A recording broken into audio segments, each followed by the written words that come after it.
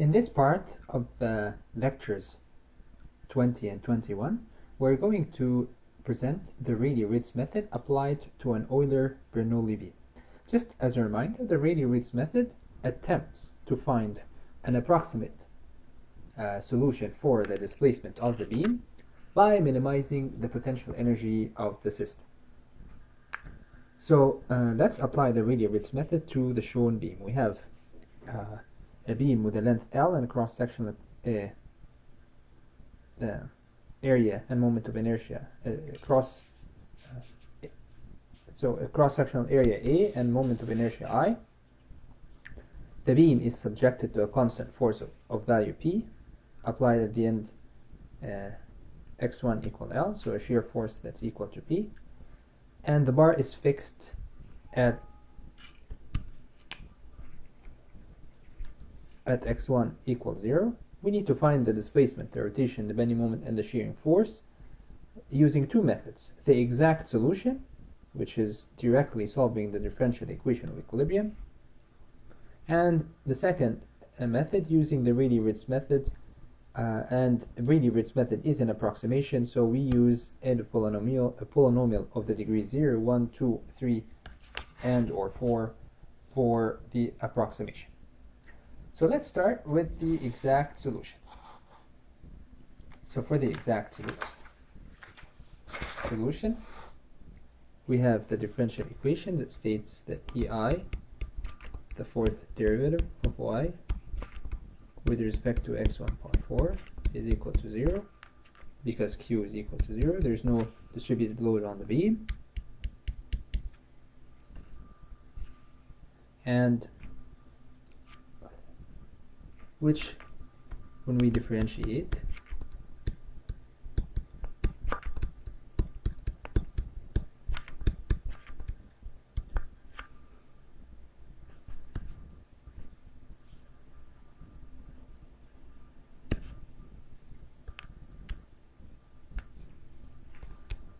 and EI, this is the shear, this is the moment,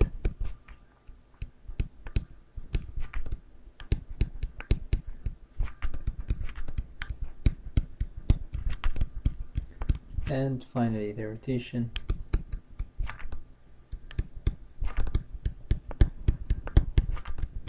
is equal to C1 x1 squared over 2 plus C2 x1 plus C3, and the displacement itself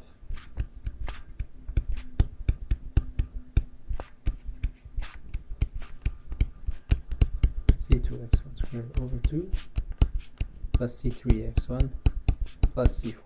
Now when you look at this equation, you find that the displacement has a cubic shape, because here a number multiplied by x1 cubed, a number multiplied by x1 squared, x1, C4. So notice that the exact solution, is a cubic polynomial.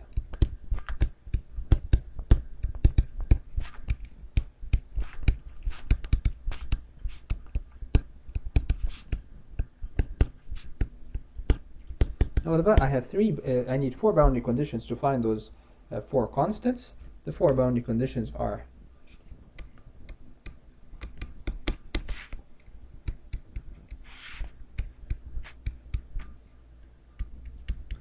the displacement here is 0, the rotation here is 0, the shear here is equal to P, and the moment here is equal to 0, and all this leads to the following: C1 is equal to P, C2 will be equal to, so this comes from the shear,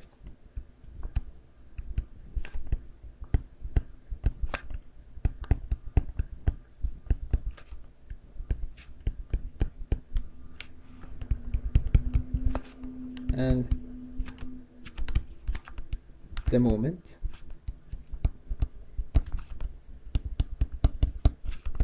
is equal to C1 multiplied by L plus C2, which is equal to 0 at x1 equal L, which will lead to C2 is equal to negative, and we already know that C1 is P, so negative PL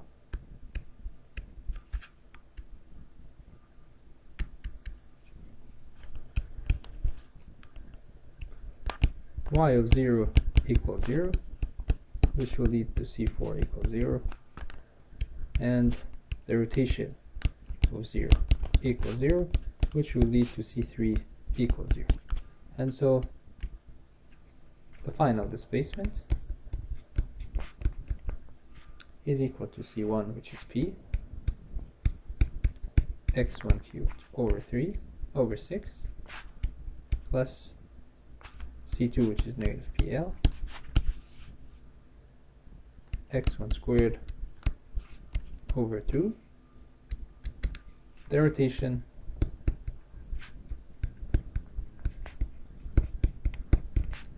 is equal to P x1 squared over 2 minus PL x1, and the moment, which is equal to EI d2y. The dx1 squared is equal to px minus pl, and the shear is equal to EI d3y by dx1 cubed equal to p.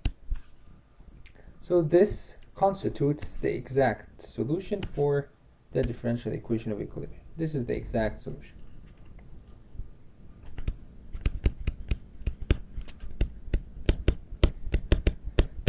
Now for the Rayleigh Ritz method, we need to find an approximate solution. So for any approximate solution, so the RR method,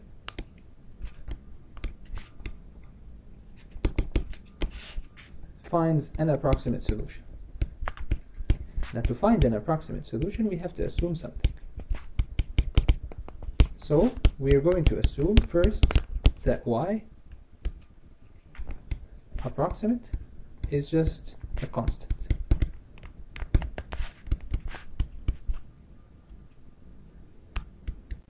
Let's call it A.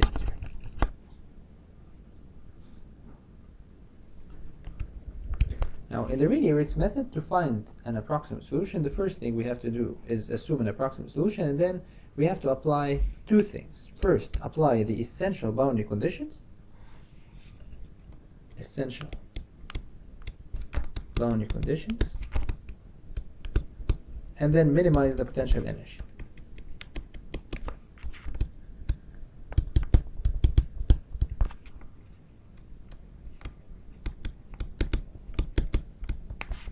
So let's start with the essential boundary conditions, and let's remind you there are two types of beams. For beams, Euler Bernoulli beams under lateral loading, the boundary conditions are y and the rotation. These are called the essential boundary conditions. For beams under axial loading, the boundary conditions are the horizontal displacement. So for this beam, this is an Euler Bernoulli beam, so the boundary conditions are the displacement and the rotation. At x1 equals 0, y approximate has to be equal to 0, which leads to A0 equals 0, which means that the approximate solution is equal to 0, which is called the trivial solution. This is called the trivial solution, and so we're not going to accept the trivial solution.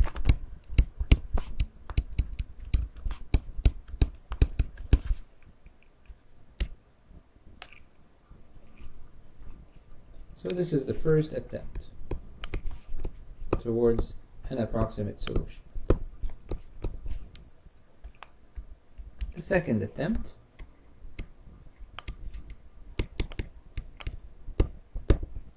we're going to try the y approximate as A0 plus A1x, linear function. And we want to find those constants, A0 and A1. Again, the first thing is we need to satisfy the essential boundary conditions.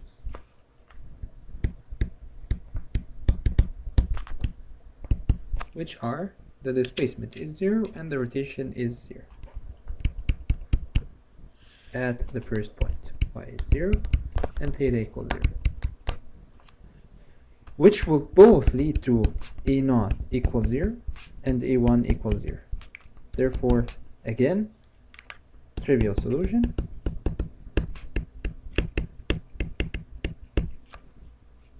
Therefore, not acceptable.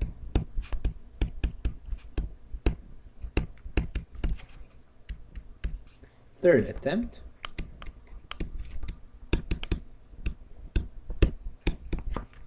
Polynomial of the second degree.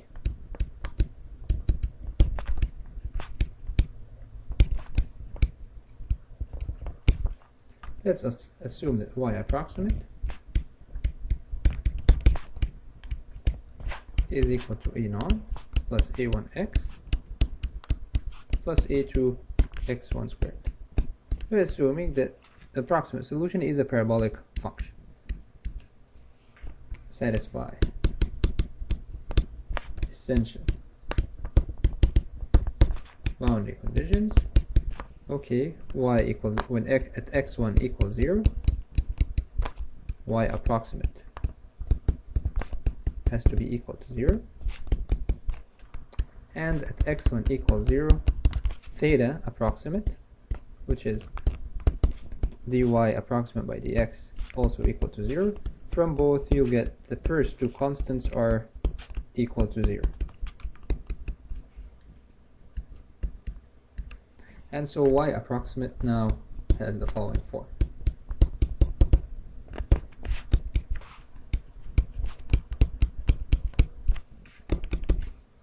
And so what we're trying to find now is this constant. What constant can I use here so that y approximate is the best possible approximation for the displacement of the beam?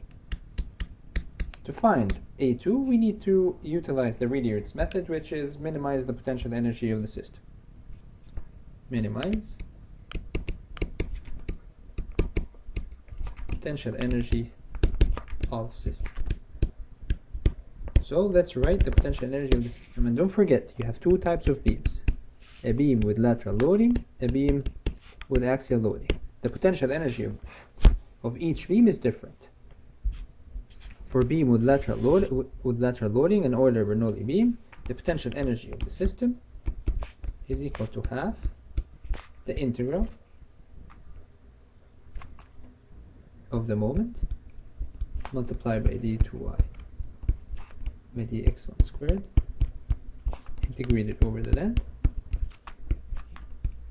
minus the work done by external forces.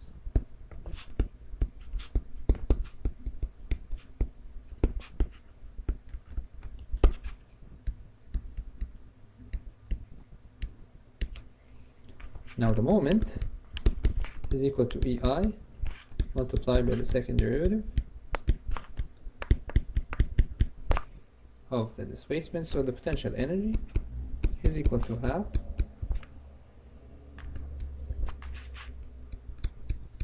EI second derivative squared dx1 minus the forces that are acting on the beam are the reactions and the force. The displacement at the supports is equal to 0, or the approximate solution for the displacement, y approximate, is equal to 0 at supports, and theta approximate equals 0 at fixed support. And so there's no work done by the reactions. The only force that will perform work is the force P, and it's acting downwards opposite to the assumed deflection shape, which is always assumed positive. And so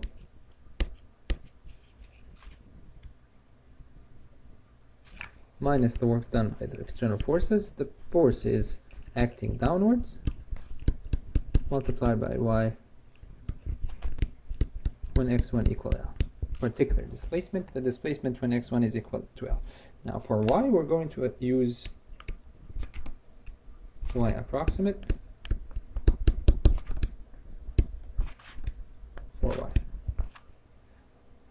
Okay, now y approximate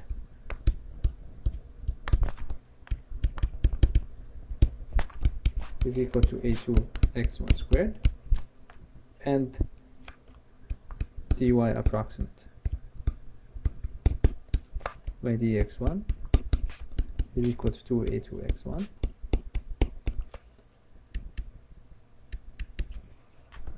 and d2y approximate by dx1 squared is equal to 2a2.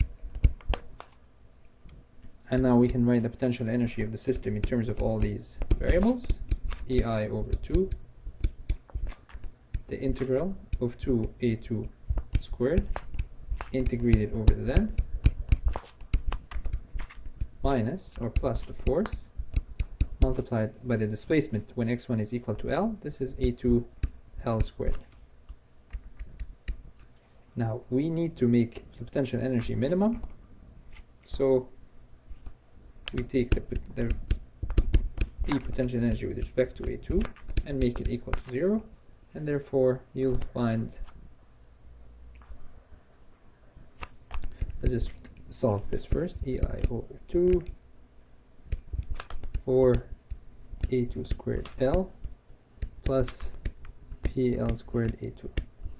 So the potential energy with respect to the first derivative of potential energy with respect to a2 equal to 0. This is equal to 4 EI L a2 plus PL squared. From here, a2 is equal to negative PL divided by 4 EI.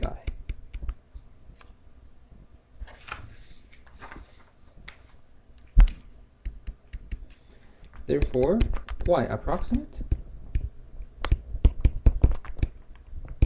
is equal to negative PL over 4 EI multiplied by x1 squared. So this is the approximate solution after replacing a2 with what we found. This is the best approximation that would provide a good approximation for the displacement of the beam, which is the approximation is a parabolic function, a polynomial of the second degree. Now let's say that you would like to see or to check a better approximation. Let's try another attempt.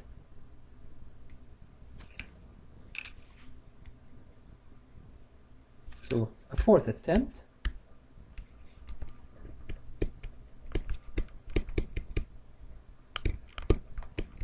Polynomial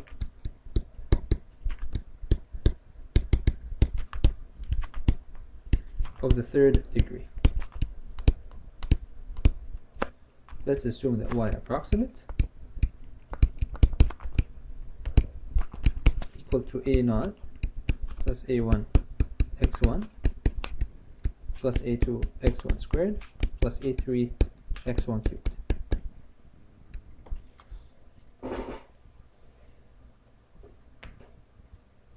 Now from the boundary conditions,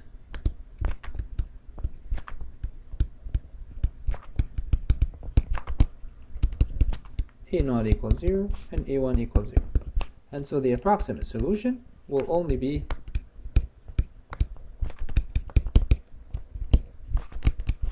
have the variable a2 and the variable a3.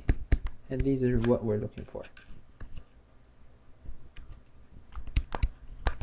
And to find these, we need to minimize the potential energy of the system. And the potential energy of the system is a function of the second derivative of this. So we'll just take the derivatives right away.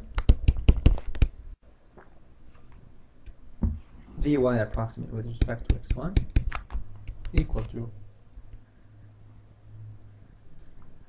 2a2 x1 plus 3a3 x1 squared.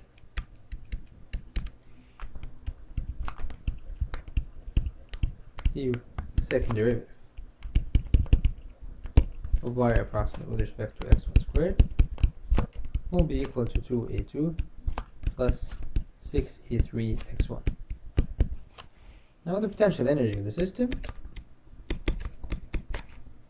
is equal to 1 over 2 EI, the integral of this second derivative squared, so 2a2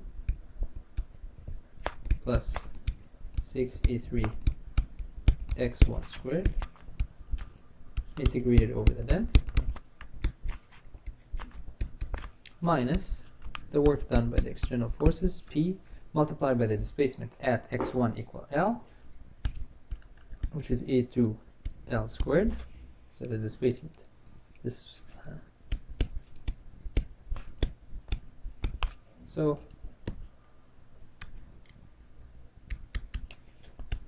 this is the displacement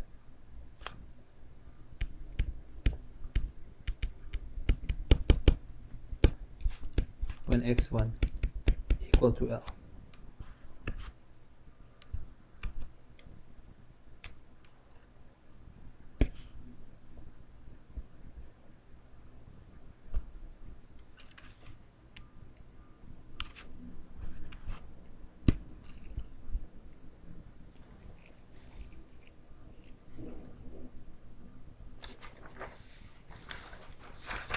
Okay, so the potential energy of the system after doing all this, after doing this calculation will look like this. EI over 2 4 A2 squared L plus 12 A2 A3 L squared plus 12 A3 squared L cubed plus P L squared A2 plus P A3 L cubed. And now we need to find A2 and A3 by minimizing the potential energy. To minimize the potential energy, take the first derivative of potential energy with respect to A2, make it equal to 0, and the potential energy with respect to A3, and make it equal to 0.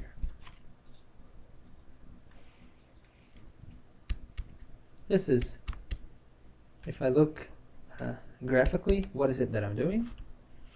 This is A2, all the possible values for A2. These are all the possible values for A3.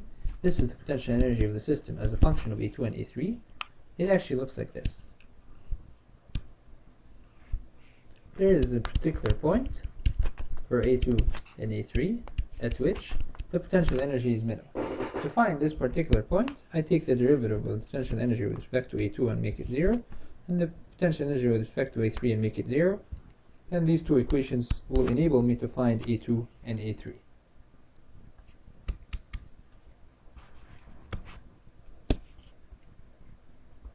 So the first equation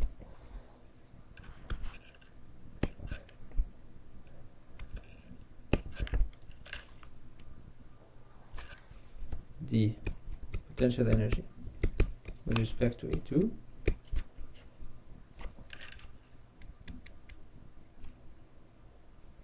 actually these should be partial derivatives.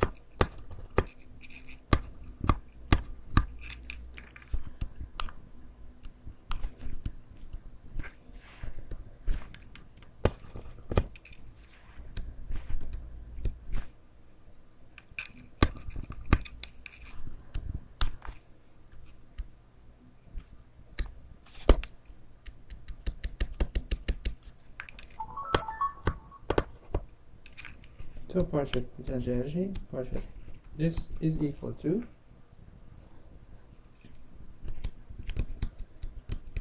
EI over 2, 8 A2L plus 12 A cubed L squared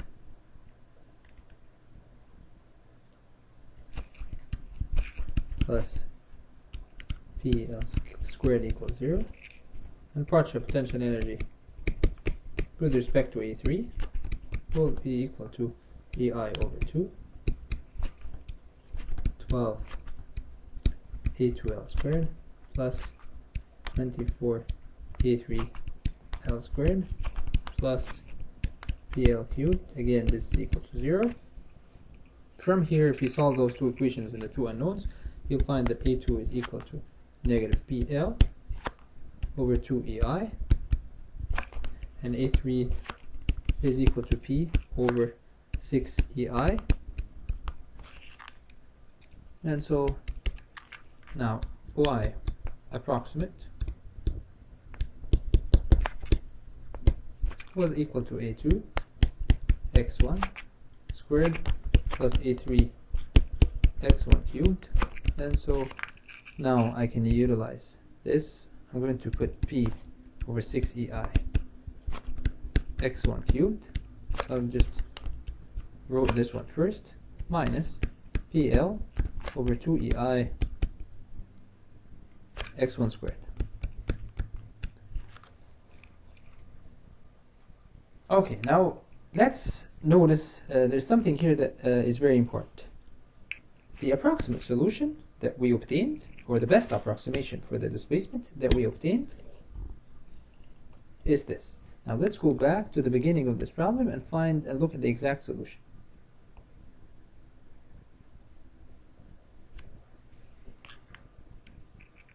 This was the exact solution, which is exactly the approximate solution. The approximate solution that we obtained is the exact solution.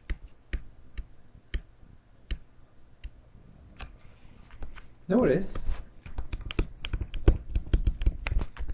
y exact is equal to y approximate.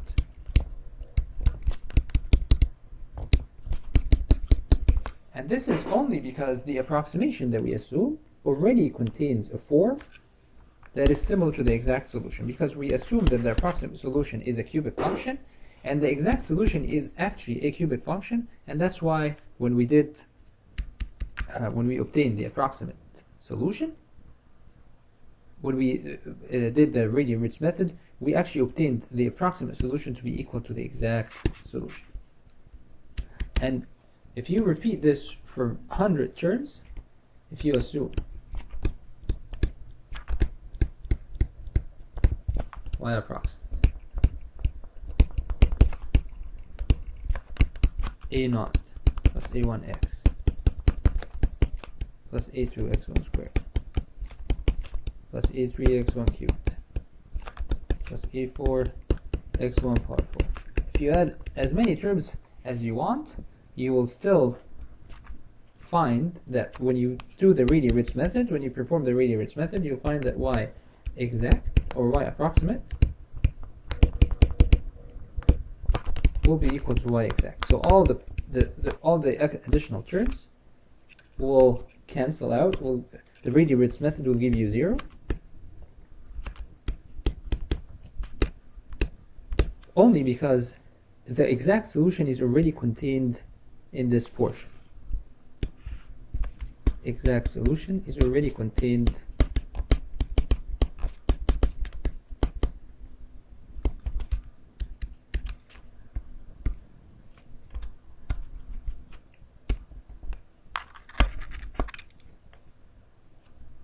so the exact solution is already a cubic polynomial. And so whatever you do, you'll obtain the exact solution. Now notice that when we did this in the last part of the lecture, I'm just going to go back and look at the previous lecture.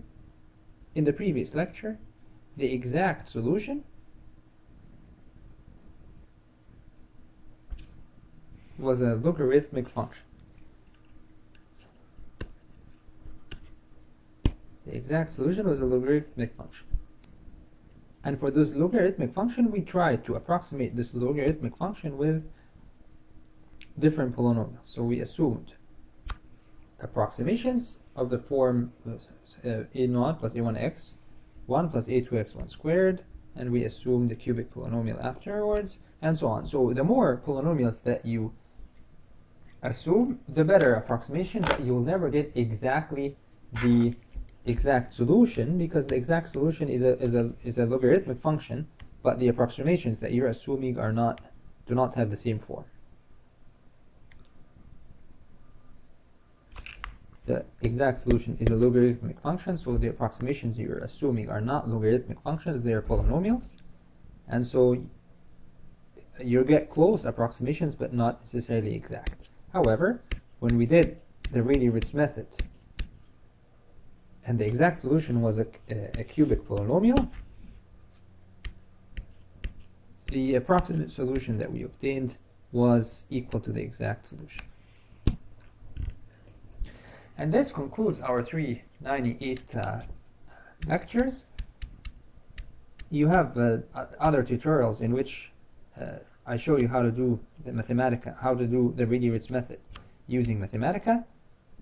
In the Mathematica tutorial, I'm solving the simple beam. You should know how to solve both the simple beam and the cantilever beam, and you should and in the exam you expect to find some similar beams or a combination of the cantilever beam and the simple beam. And I hope you enjoyed the course, and good luck in your future courses.